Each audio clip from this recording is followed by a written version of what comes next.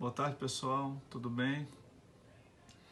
Vamos nós a mais uma aula, certo? Eu espero que estejam aproveitando esse período, porque é bem válido dizer a vocês que outros meninos, assim também, eles estão aproveitando bem, certo? Então, assim, é um período para você fazer um dos mais produtivos da tua vida, tá bom? Então, a gente vai começar com o assunto Simple Past, tá bom? Eu vou mostrar a estrutura, eu vou mostrar a dinâmica desse tempo verbal, vou fazer alguns exemplos, certo? Então vamos lá. Então, Simple Past.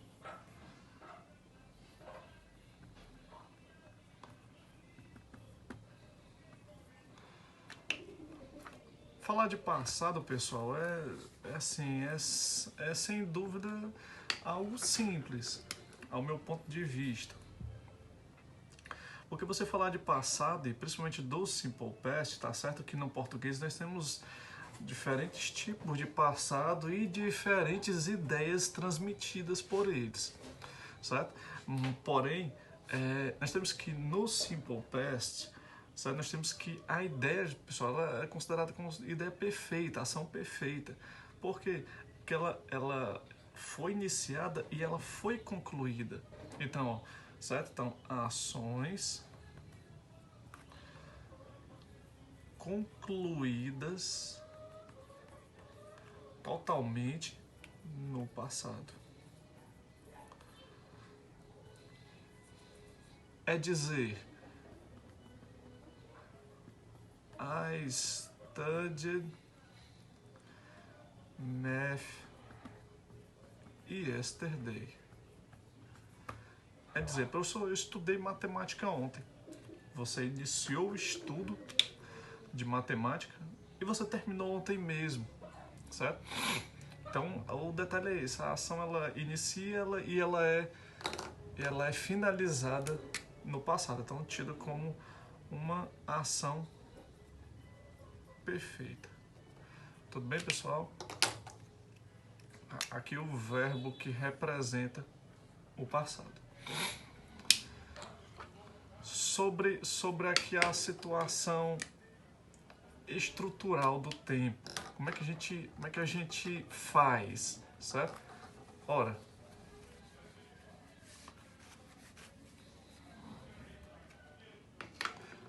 é bem simples. Então,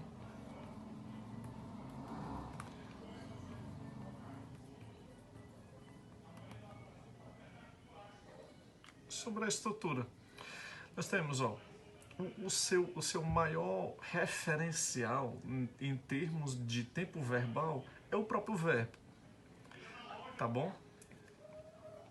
Então, o verbo. Quando eu falo o verbo, pessoal, é o verbo principal, tá?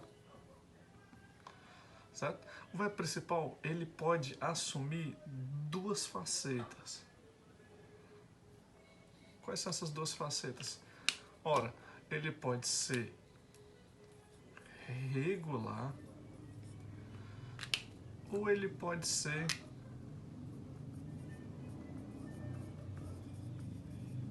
irregular. Tudo bem?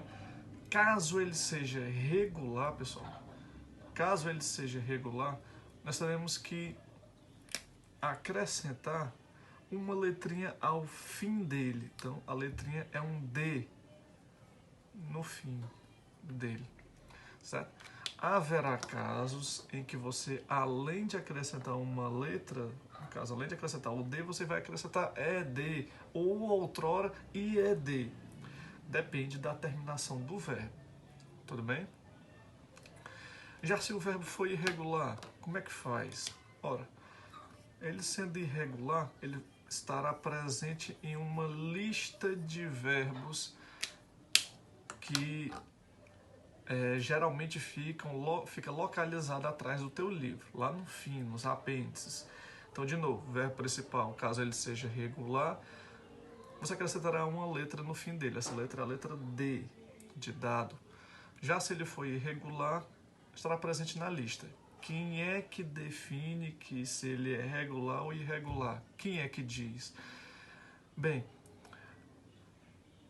o detalhe aqui, pessoal, é o seguinte. Gramática da língua inglesa é que vai dizer quem é regular e quem é irregular. Para fins de conhecimento, com prática, é que você sabe. Então, assim, os que eu vou mais utilizar nas atividades que mando para vocês, nos exemplos que eu faço aqui durante as aulas, esses é o que eu cobro em prova, tá bom? Entendido isso, vejamos, ó, um exemplo de cada.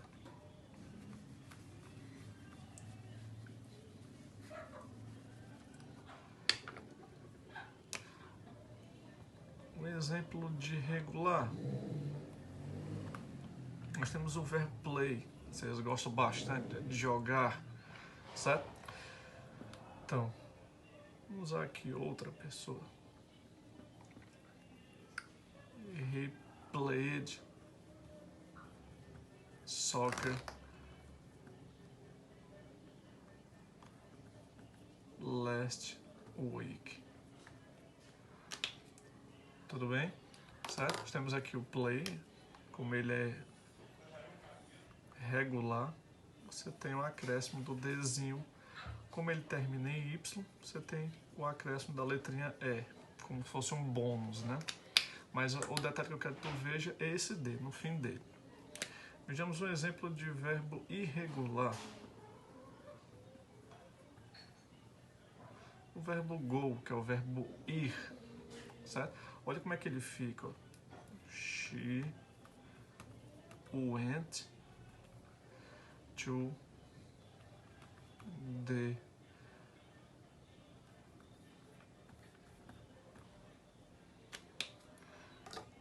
She went to the house. Olha aqui a situação. Ó.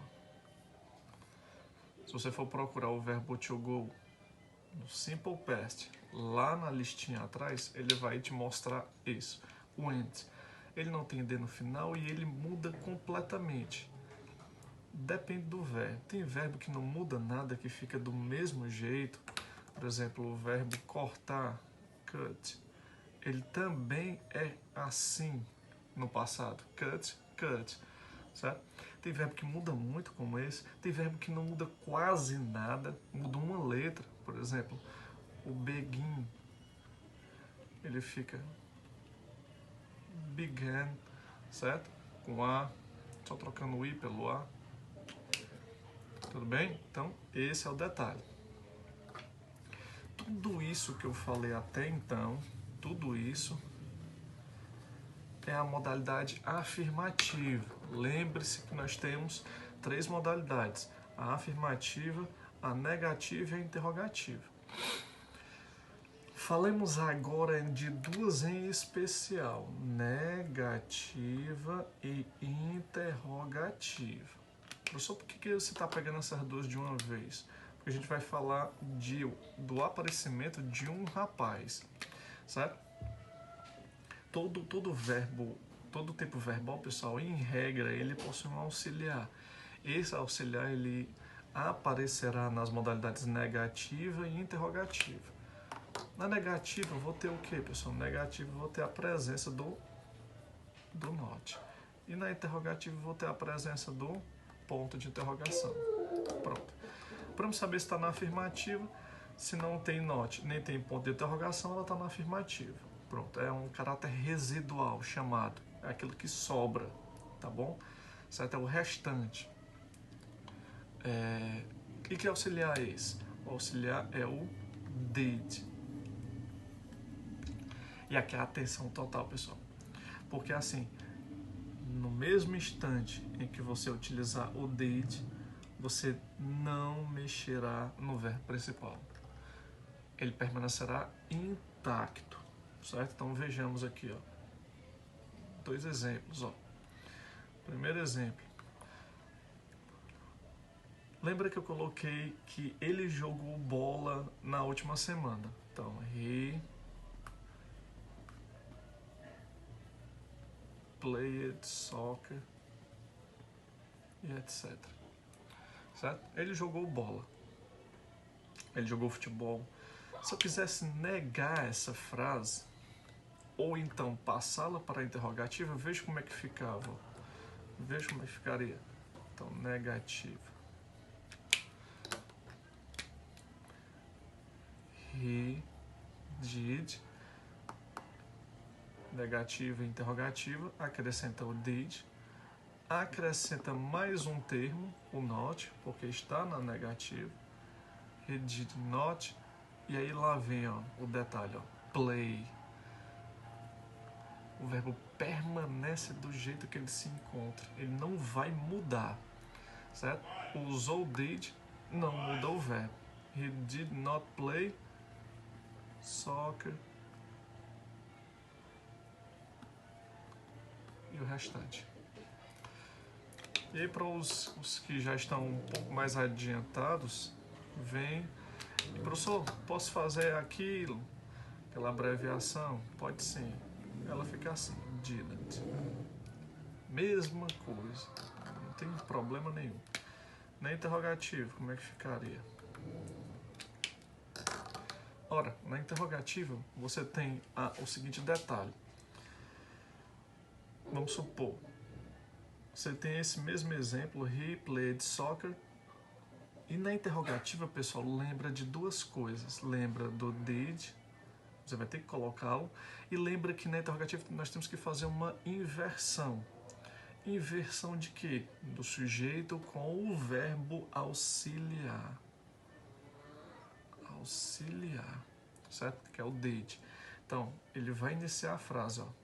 Lembra, ó, sujeito, verbo auxiliar. Ó, esse daqui vem para cá e esse daqui vem para cá. Então ficaria did he. Lembra que o verbo play não muda. Play soccer.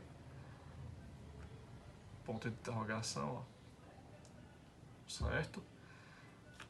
Então mais uma vez, ó, de novo, ó, trouxe o did para o começo porque tive que fazer essa troca aqui, ó. Troquei o sujeito com ele.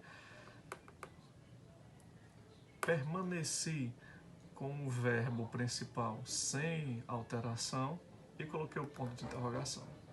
Tranquilo, pessoal? Certo? O segundo exemplo, para a gente terminar,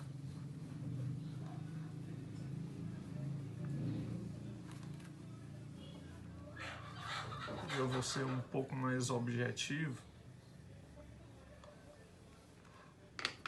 O segundo exemplo é sobre esse rapaz aqui, ó. Tão conhecido de vocês, o to be. É uma exceção à regra. Não obedece nada do que eu falei até agora, não admite o did, não tem acréscimo de D, não vê lista atrás do livro, não vê nada disso. Tem uma conjugação própria. Tá certo, pessoal? Conjugação própria.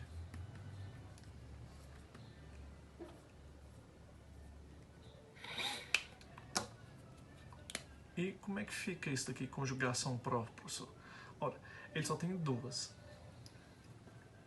O was e o were. O was você utilizará para todas as pessoas do singular. Então, I, he, she, it e qualquer situação singular na ausência dessas quatro pessoas. Tá bom? Na ausência dessas quatro, se tiver alguma coisa no singular, você utilizará o was. E o were você utilizará em todas as pessoas do plural. O we, you, they.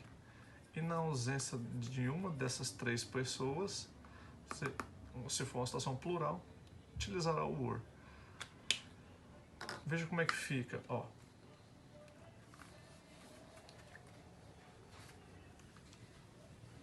Lembre-se que o verbo ser, o verbo to be, ele equivale ao verbo ser ou estar. Tá bom? Um desses dois. Vamos dizer que você estava em casa ontem. Vamos supor, então, You were at home yesterday. Olha aqui o verbo to be. O were porque depende da pessoa. Pessoa you. Se fosse, por exemplo, esta pessoa aqui, ó, he, ao invés disso seria he was e o restante da frase. Certinho? Formas, isso na afirmativa. Formas negativa e interrogativa, como é que fica, professor? Vai ter did? Não vai, certo? Não vai ter did. Você apenas, na negativa, acrescentará um not após ele, e na interrogativa, ele, um dos dois, iniciar a frase. Veja como é que fica, ó. Ó. Transformemos essa frase aqui em uma das duas. Ó. Negativa. Muito simples. Ficaria you were not at home. Ó. Para os mais sabidos ou não, certo? Aqui é a contração dele. You weren't. Na modalidade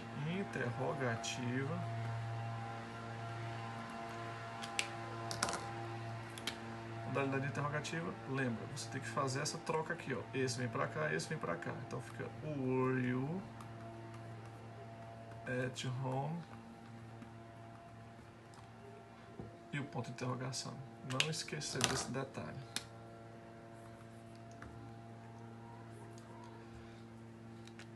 Tudo bem, pessoal? Isso era tudo. Fique com Deus e até a próxima.